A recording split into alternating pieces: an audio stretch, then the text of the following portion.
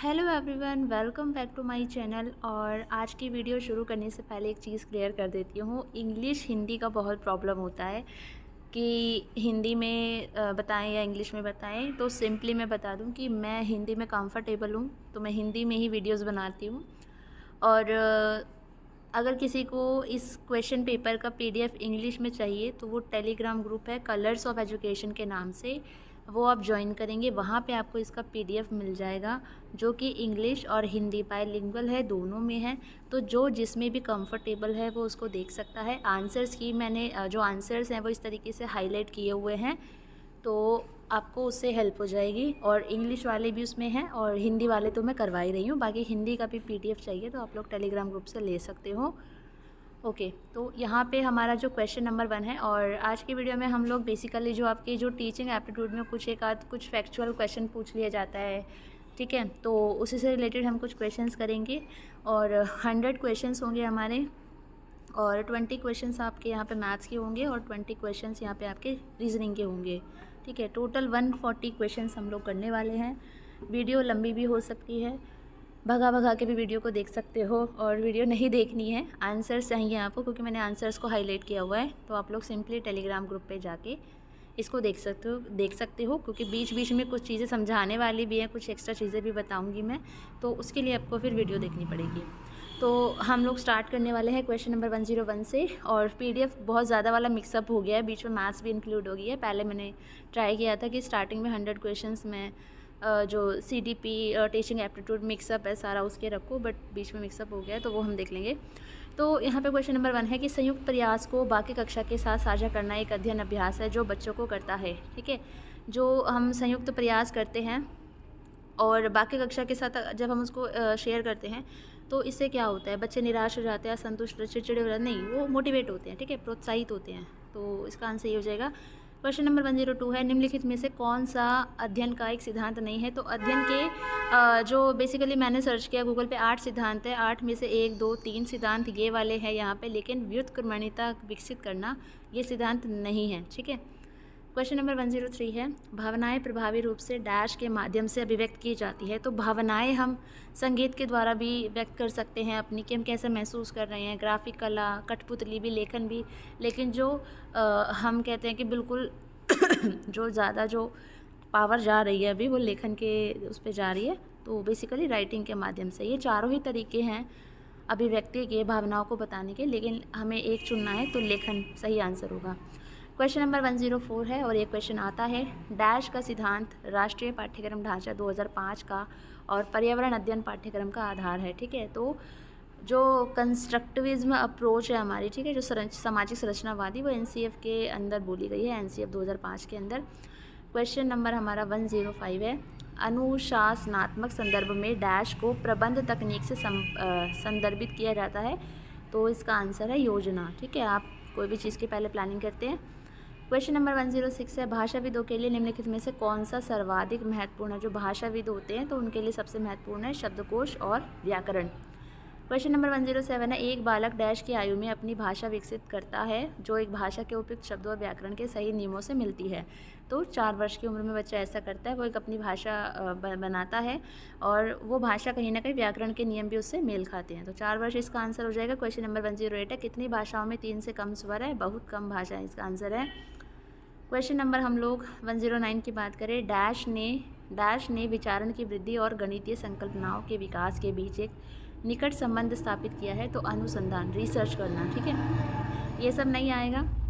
परीक्षण, समीकरण, प्रदर्शन, ये सब नहीं आएगा। क्वेश्चन नंबर 110 है, जब एक बालक समझी हुई वस्तु को आत्मसात करने का प्रयास करते समय 2 प्रक्रियाओं के बीच संतुलन बनाने का प्रयास करते हैं, तो उसे क्या कहते हैं। तो संतुलन कहा जाता है। या थोड़ा सा कन्फ्यूजन है अनुकूलन और संतुलन में मुझे जो इसका गूगल करने पे आंसर मिला वो संतुलन है। बट इस क्वेश्चन पे आपकी क्या राय है, आप लोग मुझे कमेंट करके ज़रूर बता सकते हो। क्वेश्चन नंबर 111 है हमारा, एक बालक की संज्ञानात्मक विकास अवधि में ठोस परिचालन अवधि डैश होती है। भाई कुछ वर्ड्स बहुत हैं हिंदी के जो शायद नहीं समझ आए आपको, तो आप लोग इंग्लिश वाला पीडीएफ, जैसे कि मैं वीडियो की स्टार्टिंग में बता चुकी हूँ, तो वो आप लोग देख सकते हो जाके। तो 7 से 11 वर्ष, ठीक है। ये प्याजे की जो हमारी 4 स्टेजेस है उसमें से एक स्टेज है, ठीक है। तो ठोस परिचालन जो अवधि होती है वो 7 से 11 वर्ष, ठीक है। 4 होती हैं प्याजे की, पता है, सबको पता होगा वैसे, नहीं पता है? ओके, तो पहली होती है 0 से 2, फिर 2 से 4, फिर 4 से 7, फिर 7 से 11, ठीक है। उसके बाद हमारा 112 है, विद्यार्थियों को एक दृश्य और स्मरण योग्य उद्दीपक से सूचना प्राप्त करने में डैश सहायता करना डैश कहलाता है, तो प्रदर्शन है, ठीक है। कि जब आप बच्चे के सामने कुछ प्रेजेंट करते हो, दृश्य और स्मरण कि बच्चा देखे और उसको स्मरण करे, याद करे, ठीक है, तो ये हमारा हो जाएगा प्रदर्शन। क्वेश्चन नंबर हम लोग बात करते हैं 113 की। संख्या संकल्पनाओं के प्रभावी अध्ययन हेतु बच्चों को कुछ प्रारंभिक संकल्पनाएं जो कॉन्सेप्ट्स होते हैं ग्रहण करने की आवश्यकता होती है।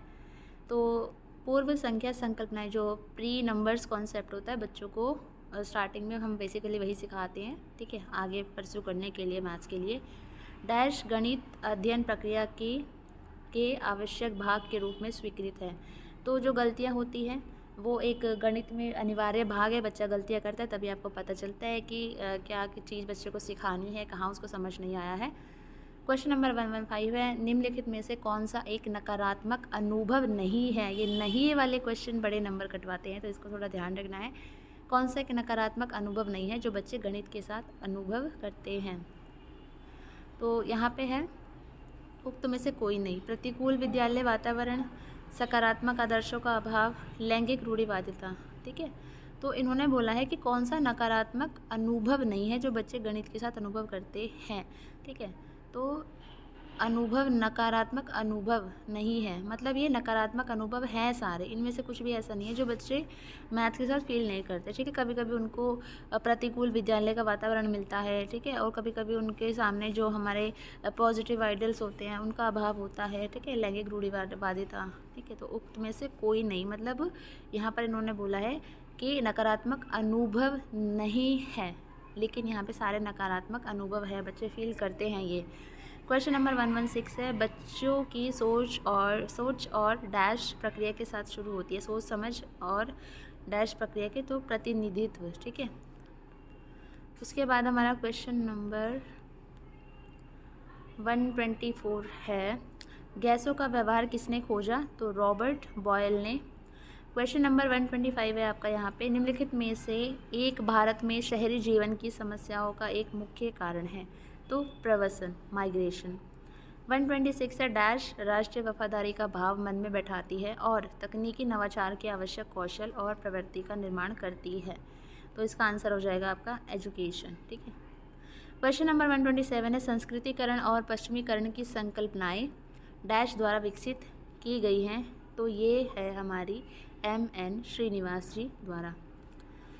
नेक्स्ट क्वेश्चन की अगर हम बात करें तो निम्नलिखित में से एक सामाजिक विकास का रूपरेखा बनाने में शामिल नहीं है। नहीं इन्होंने पूछा है, तो प्रशासन चलाना है, नीति की आयोजना है, सौंपना है, लेकिन प्रोग्रामिंग नहीं है। क्वेश्चन नंबर 129 है, निम्नलिखित में से एक दृष्टांत का प्रकार नहीं है। ठोस दृष्टांत, मौखिक दृष्टांत होता है और चित्रात्मक दृष्टांत होता है, लेकिन गैर मौखिक दृष्टांत नहीं होता है। तो 130 है, एक व्यावसायिक कौशल सिखाने का सबसे प्रभावी तरीका है प्रदर्शन विधि, ठीक है। ओके, क्वेश्चन नंबर 131 है, स्कूली विषयों में सर्वाधिक जोर डैश से सीखने से जुड़ा है। तो गणित। उसके बाद हमारा नेक्स्ट क्वेश्चन हमारा है 29, जो कि रीजनिंग का स्टार्ट हो चुका है।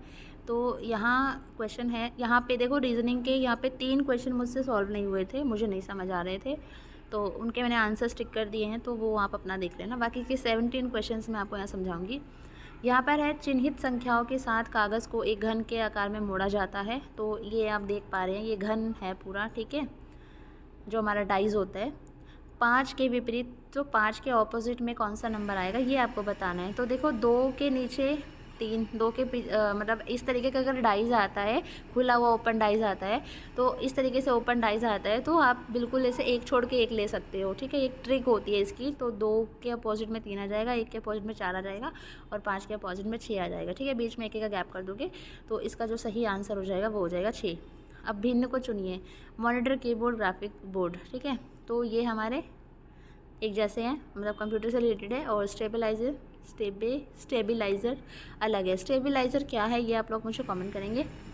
क्वेश्चन नंबर 31 है, स्कूल के प्रधानाचार्य को खाने के विराम के दौरान, मतलब जो लंच होता है जिस टाइम हमारा, विद्यालय प्रांगण में, जो विद्यालय का जो ग्राउंड है, में बदमाशी की शिकायतें प्राप्त हुई हैं। वह जांच करना चाहते हैं और इस स्थिति को जल्दी से जल्दी समाप्त करना चाहते हैं।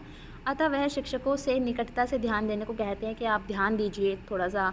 तो निम्नलिखित में से किस स्थिति में कार्रवाई करने की आवश्यकता है? तो इसमें ए ऑप्शन में ही सही लग रहा है कि चार लड़कियों ने एक लड़के को घेर रखा है और उसके बैग पर काबू पा लिया है। तो ऑब्वियस सी बात है, इसमें हमें कार्रवाई करने की ज़रूरत है। ठीक है, बाकी के ऑप्शंस आप देख सकते हैं, पढ़ सकते हैं। मुझे नहीं लगता ये मतलब कुछ ऐसा होगा, हो सकते हैं, बट अभी जो हमारा जो मोस्टली हम जिसको हम मानेंगे तो फर्स्ट वाला होगा। ठीक है, उसके बाद हमारा है क्वेश्चन नंबर, नेक्स्ट क्वेश्चन है, इसका ऑपोजिट दर्पण में, मिरर में, तो ये हो जाएगा, उल्टा दिखता है। समरूपता पूर्ण कीजिए। तो यहाँ पे देखो A1 C3, ठीक है, नंबर हैं ये सारे, E5 G7, तो A4, ठीक है, मतलब सॉरी A1 D4, यानी 3 का गैप है, 3 प्लस हो रहा है, C3 पे है और F6 पे है, यानी 3 का गैप आ रहा है प्लस में। अब यहाँ से आप लोग देख लो, Z है, Z में 3 प्लस करोगे तो कितना आ जाएगा, 1 2 3, कितना, सॉरी एक सेकेंड,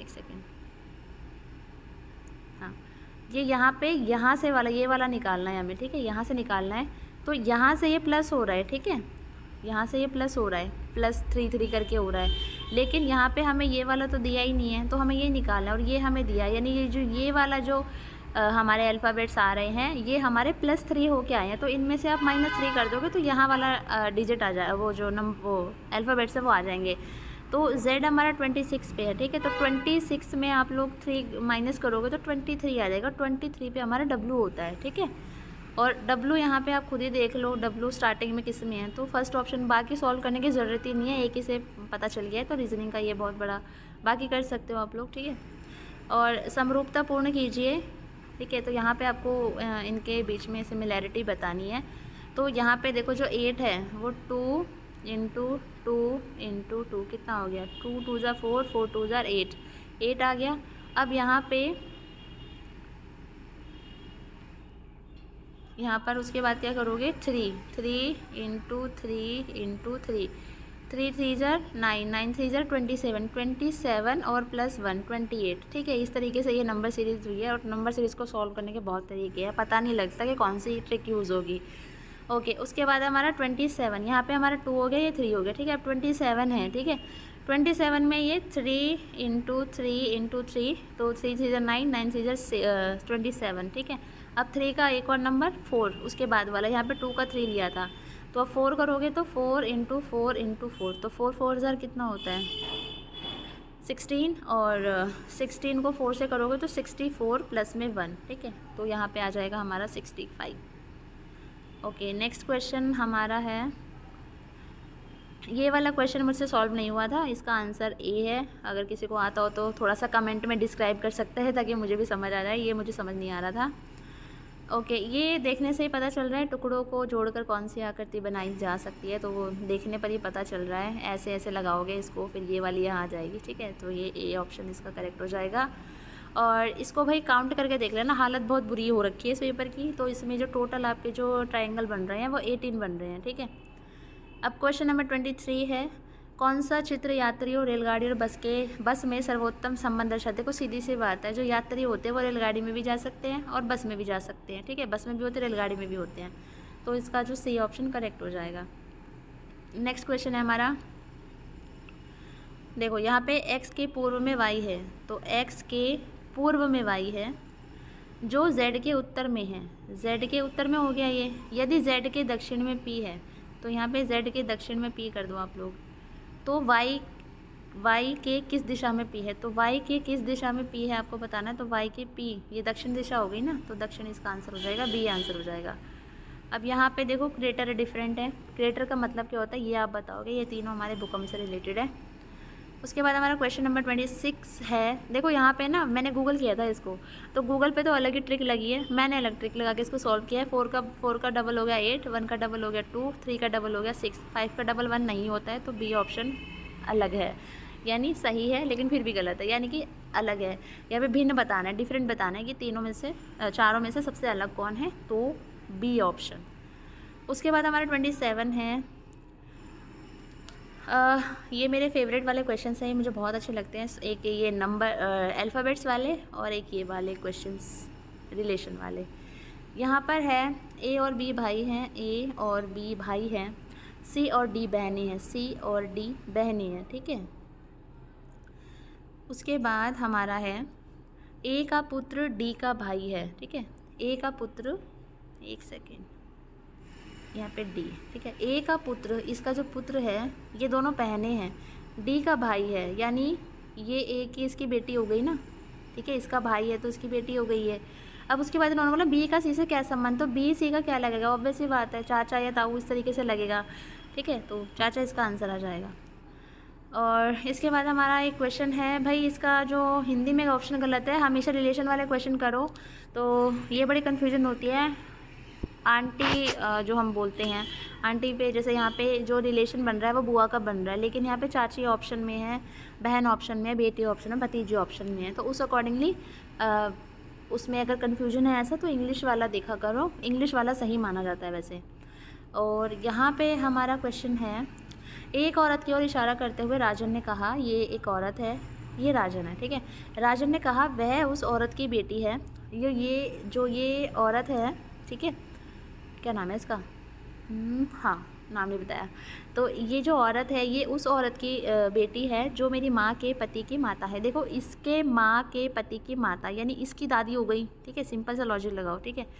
दादी है, ठीक है, और ये इसकी बेटी है, ठीक है। तो इन्होंने बोला है कि उस औरत का राजन से क्या संबंध है। जब ये इसकी बेटी है दादी की, तो दादी की बेटी इसकी क्या लगेगी, बुआ लगेगी, ठीक है। तो वो ऑप्शन में नहीं है, तो चाची इसका सही आंसर मतलब हम लगाएंगे अकॉर्डिंग टू इंग्लिश लैंग्वेज। अभी हमारे पेडागोजी वाले क्वेश्चंस हैं, बीच में मर्ज हो गई हैं, कोशिश तो करी थी सीक्वेंस में बनाने की। नेक्स्ट है हमारा, निम्नलिखित में से कौन सा छोटे बच्चों की वृद्धि के लिए विकासात्मक डोमेन नहीं है, ठीक है। कौन सा नहीं है, जैविक डोमेन।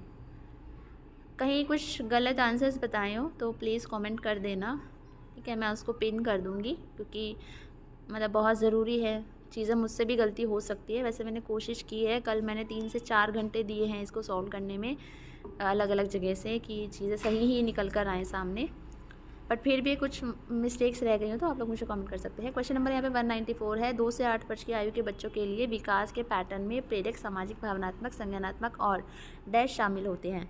तो भाषाई कौशल। जब बच्चे आयोजना में शामिल होते हैं तो यह डैश छोटे बच्चों की विविध अध्ययन शैलियों और उनके व्यक्तिगत अंतरों के लिए डैश को मदद करता है। किसको मदद करता है, शिक्षक को। छोटे बच्चे एक कार्य के लिए डैश मिनट से ज़्यादा नहीं बैठ सकते, तो 10 से 15 मिनट से ज़्यादा बच्चे नहीं बैठ सकते, छोटे बच्चे। उसके बाद है, अगर आप छोटे बच्चों को मेरा परिवार से रिलेटेड कुछ क्रियाएं करवाते हैं, उनके एक्सपीरियंस सुनते हैं क्लास में, तो उससे बच्चों में स्व जागरूकता के सेल्फ अवेयरनेस को बढ़ावा देंगे आप। क्वेश्चन नंबर 198 है, डैश एक प्रकार का भाषण है जिसमें शिक्षक एक घटना या सामग्री पर एक व्याख्यान देता है, तो कथन इसका सही आंसर हो जाएगा।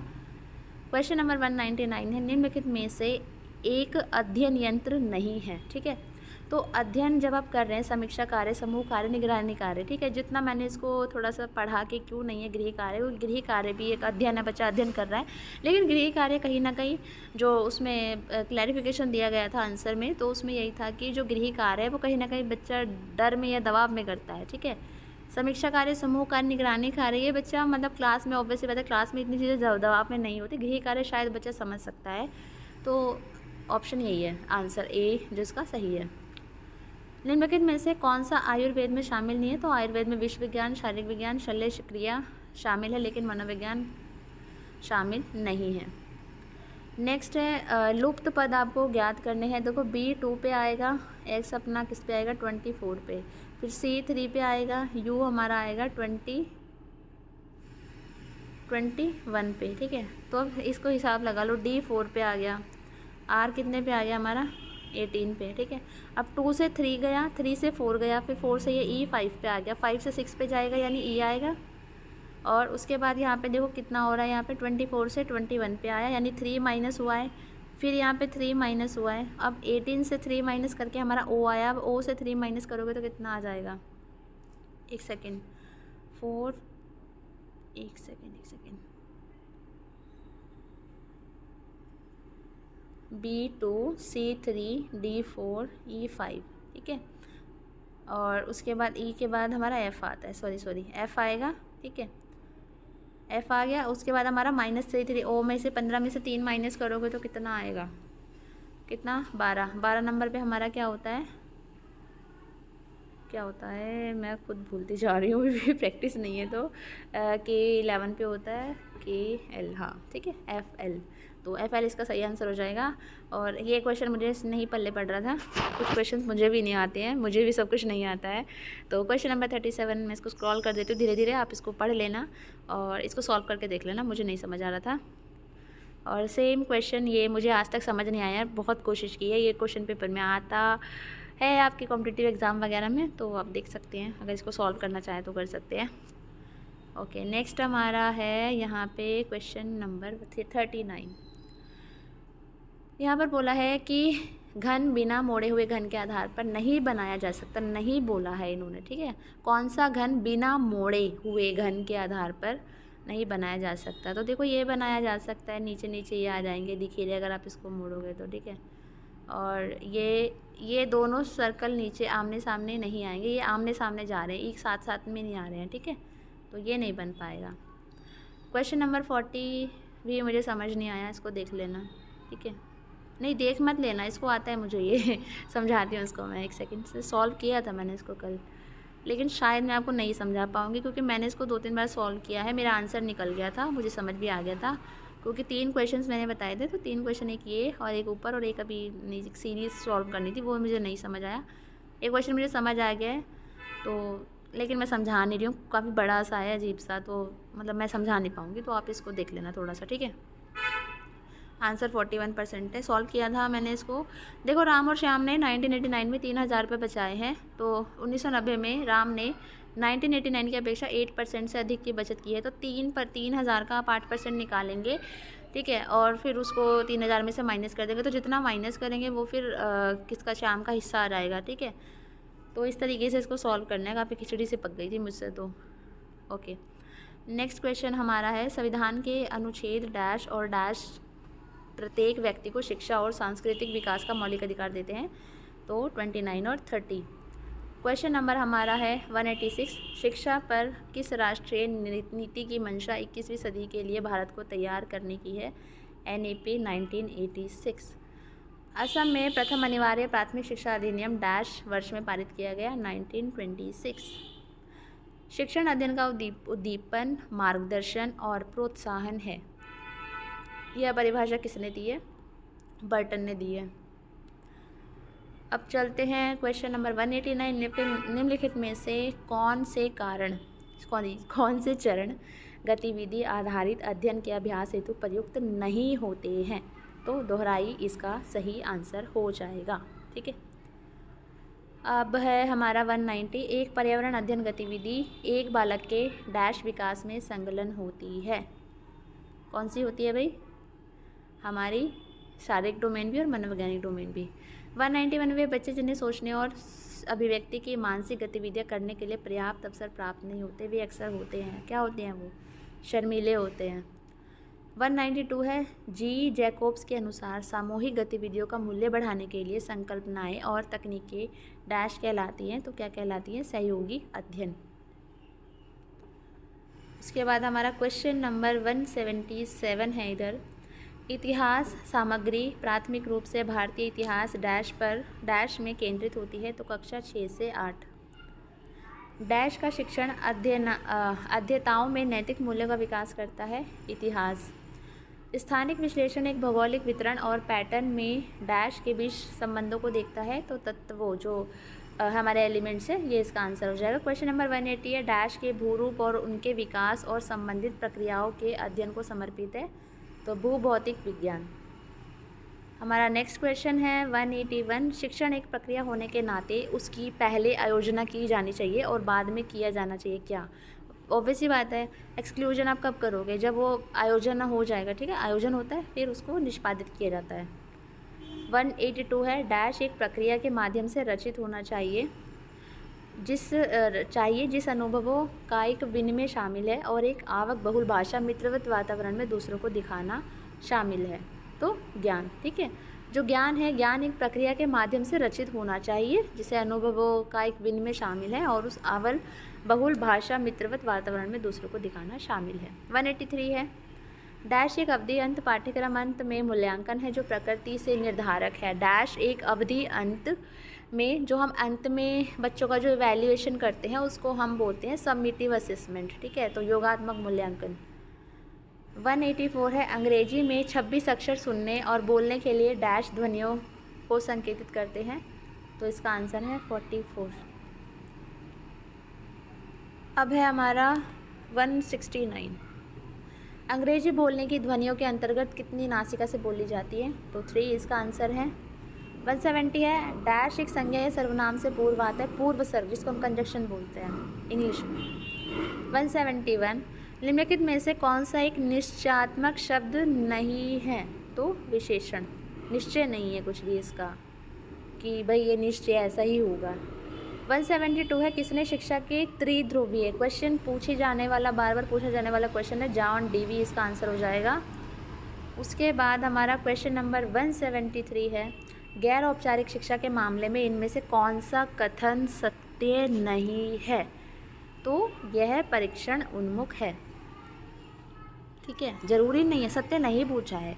अद्यता उन्मुख है मतलब हर स्टूडेंट को लेकर है, मतलब ऑब्जेक्टिविटी इनकी, जीवन उन्मुख है, आगे जीवन के बारे में भी आगे, मतलब ऐसा नहीं गैर औपचारिक शिक्षा, ठीक है, और आवश्यकता उन्मुख है, ठीक है, अकॉर्डिंग टू मतलब जो नीड्स है वो होती है ना एजुकेशन, आप अकॉर्डिंग टू नीड ही तो ले दो, ऐसा तो नहीं है कुछ भी पढ़ लिया जाके जो गैर औपचारिक हो गई उसमें, ठीक है, तो यह परीक्षण उन्मुख है, ज़रूरी नहीं है कि सिर्फ पेपर ही कंडक्ट होते हैं यहाँ पे, तो ये वाला इसका गलत हो जाएगा।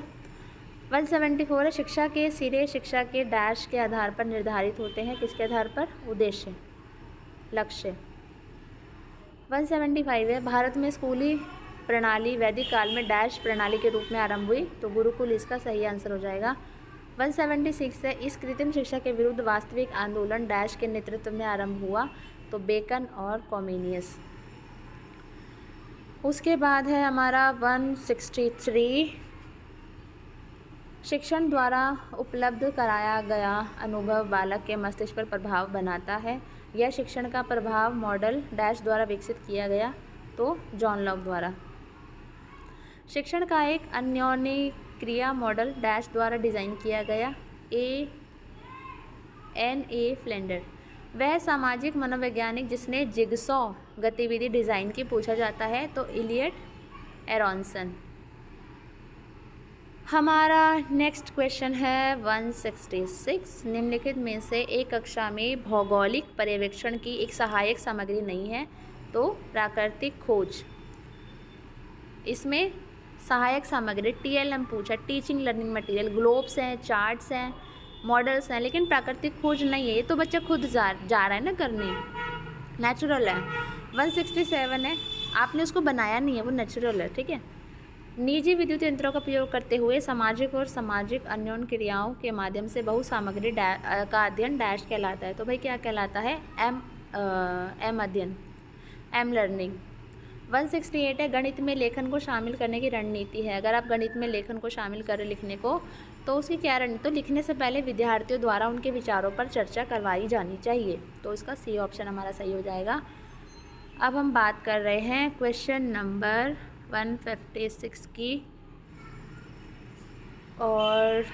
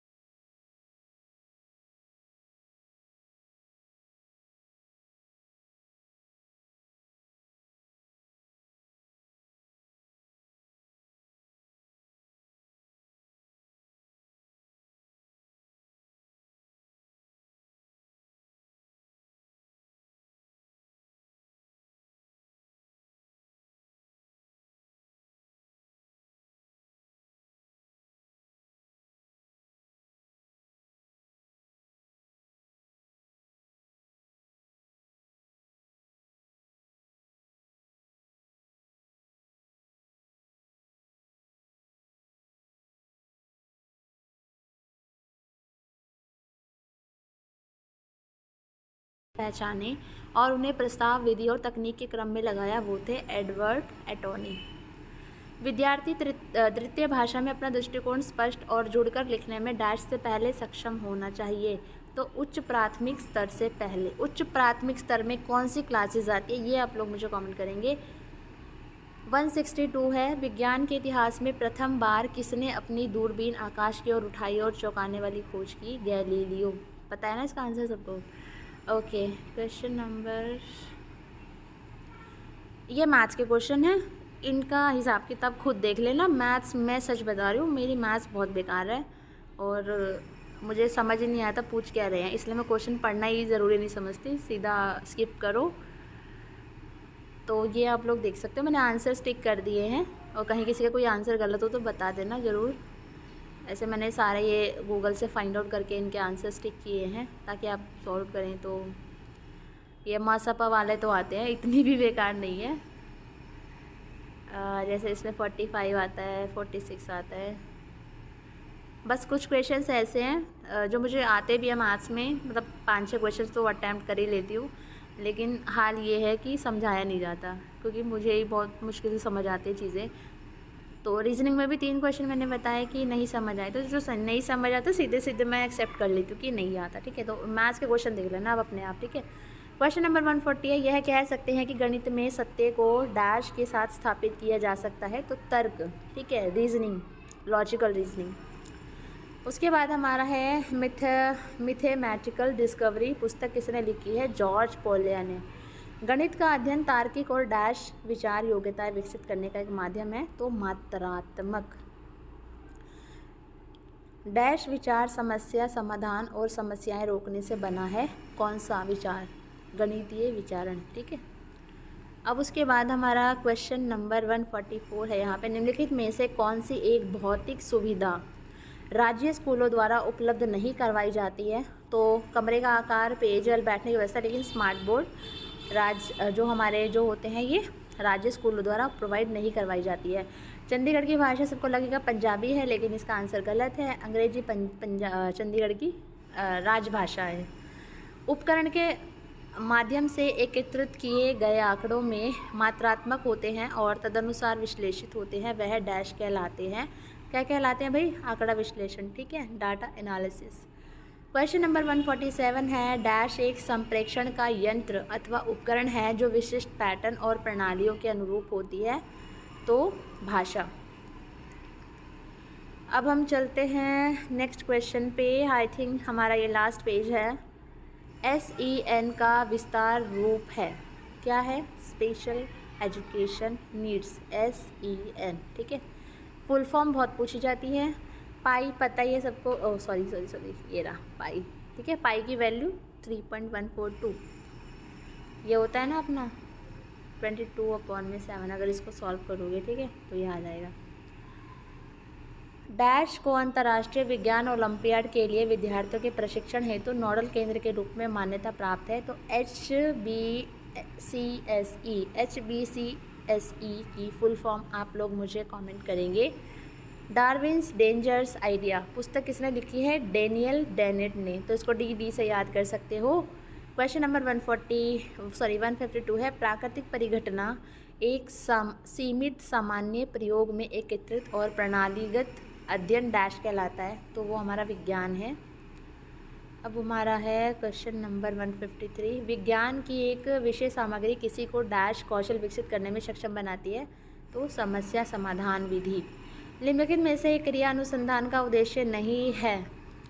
जो हमारे एक्शन रिसर्च होती है तो उसमें बच्चों को विद्यालय ले जाने के लिए नहीं प्रेरित नहीं कर सकते हम। एक एक्शन रिसर्च हमारी होती है कि स्कूल के कार्यात्मक जो फंक्शन चल रहा है अभी उस टाइम उसमें सुधार करना, बच्चों को उनके अध्ययन स्तर पे ऊंचा उठाना और प्रभावी अध्ययन के लिए स्वस्थ और संज्ञानात्मक पर्यावरण आयोजित। लेकिन ये नहीं है कि बच्चे को आप बिल्कुल ऐसे लेकर ही आ रहे हो घर से, ठीक है, कि विद्यालय आओ आओ आओ, इस पर एक्शन रिसर्च नहीं होती है।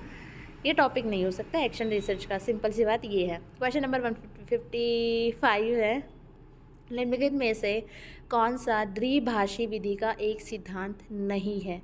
तो केवल अध्यापक मातृभाषा का प्रयोग करता है, ठीक है। तो यहाँ पे इन्होंने बोला है कौन सा द्विभाषी विधि का, जो दूसरी भाषा अगर बच्चा सिखाता है, मतलब सिद्धांत है, अगर टीचर सिखा रहा है, टीचर केवल मातृभाषा के प्रयोग करे तो वो सिखा देगा, दूसरी भाषा नहीं सिखा पाएगा ना। शब्दांश अनुवाद वो अनुवाद कर सकता है। प्रत्यक्ष विधि है, एक प्रत्यक्ष विधि होती है जैसे हम ये हमने ना कोई गाय छापी हुई है, एक मान लो ये फ्लैश कार्ड है, गाय छापी है, ठीक है, तो हम इसको गाय बोलेंगे, ठीक है। ये प्रत्यक्ष विधि होती है हमारी, मतलब दिखाकर सिखाना। जैसे हम उस पर कैट बनी हुई, मतलब इसमें बेसिकली हम लोग पिक्चर के थ्रू बच्चों को सिखाते हैं कि बेटा ये गाय है, तो उसको जहाँ भी वो पिक्चर दिखेगी वो गाय बोलेगा, या बैल बोलेगा, या चिड़िया बोलेगा, उसको जो भी दिखेगा, ठीक है। ये प्रत्यक्ष विधि होती है। कृत्रिम स्थिति बनाने की आवश्यकता है, बिल्कुल। अगर आप बच्चों को सेकेंड लैंग्वेज सिखाना चाहते हो तो आप एक ऐसा इन्वायरमेंट डेवलप कर सकते हो, उसमें कोई दिक्कत नहीं है, तो इसका फर्स्ट ऑप्शन सही हो जाएगा। अभी रहते हैं पेजेस, मुझे लगा लास्ट होगा। क्वेश्चन नंबर 132 है, पियाजे के अनुसार नवजात अपने पर्यावरण के साथ डैश पूर्णतः डैश व्यवहारों के माध्यम से अन्योन क्रिया करता है, तो वो प्रतिक्रियात्मक, ठीक है, वो प्रतिक्रिया भी करता है, ऐसा नहीं है बस सब कुछ लिए जा रहा है एनवायरनमेंट से, अपनी भी बुद्धि लगाता है वो। 133 है, आरंभिक कल्पनात्मक भय डैश की आयु तक गायब हो जाते हैं, तो 12 वर्ष तक, ठीक है। डैश का उद्देश्य बालक के संसाधनों को एकत्रित करना और नई स्थिति को पूरा करने के लिए गतिविधि के लिए ऊर्जा उपलब्ध कराना है, तो प्रेरणा, मोटिवेशन। डैश और पर्यावरण का ज्ञान सभी प्रकार के बालकों को संभालने के लिए एक शिक्षक के लिए अत्यंत आवश्यक है, तो आनुवांशिक और पर्यावरण का ज्ञान हमें पता होना चाहिए, ठीक है, बच्चों में सुधार लाने के लिए, उसका डेवलपमेंट करने के लिए। क्वेश्चन नंबर 136 है, डैश तब होता है जब परिपक्वता और अनुभव के कारण मनुष्य में क्रमिक और प्रगतिशील परिवर्तन होते हैं, तो विकास, डेवलपमेंट। विकास की दिशा हमारी सिफेलोकॉर्डल भी होती है और प्रॉक्सिमो डिस्टल भी होती है, तो ए और बी इसका सही ऑप्शन हो जाएगा। क्वेश्चन नंबर 138 है, वृद्धि और विकास का एक आंतरिक कारक इनमें से कौन सा नहीं है, ठीक है, तो नहीं है, कौन सा कारक नहीं है, तो माता के गर्भ में पर्यावरण। एक शिशु का रेंगने वाला मील का पत्थर डैश आयु की माह में साबित होता है, तो 7 से 10 माह में, ठीक है, मील का पत्थर साबित होता है जब बच्चा रेंग रेंग के चलता है, क्रॉलिंग करता है। ओके, नेक्स्ट हमारा वही मैथ्स का है, तो मैं स्क्रॉल कर देती हूँ इसको, तो आप लोग इसको सॉल्व कर सकते हो। आंसर मैंने टिक किया, और सॉल्व ज़रूर करना, पेपर में क्वेश्चंस आते हैं, ज़रूर आते हैं।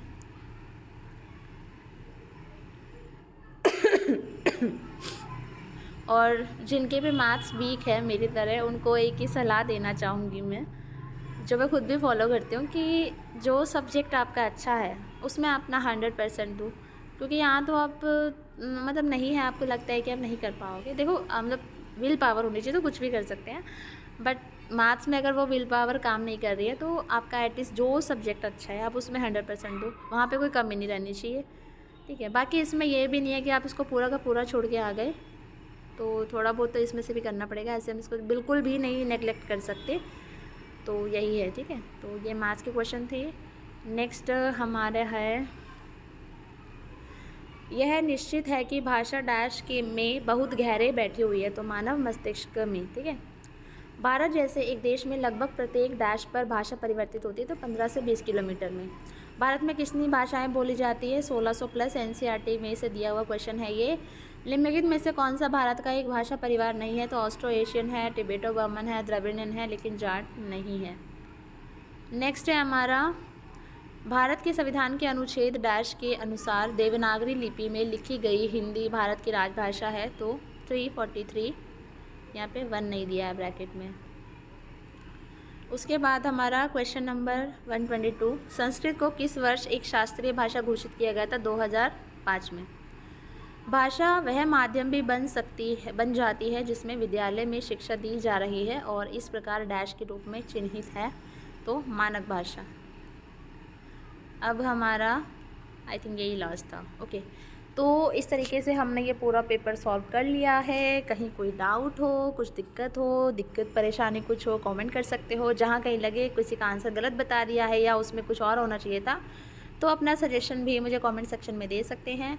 रीजनिंग में 70 क्वेश्चन मैंने बता दिए हैं, बाकी ये 3 खुद से कर लेना, और मैथ्स के तो आपको 20 के 20 खुद करने पड़ेंगे, ठीक है। So thank you so much everyone, और वीडियो कैसी लगी प्लीज़ मुझे कमेंट सेक्शन में ज़रूर बताना। Thank you.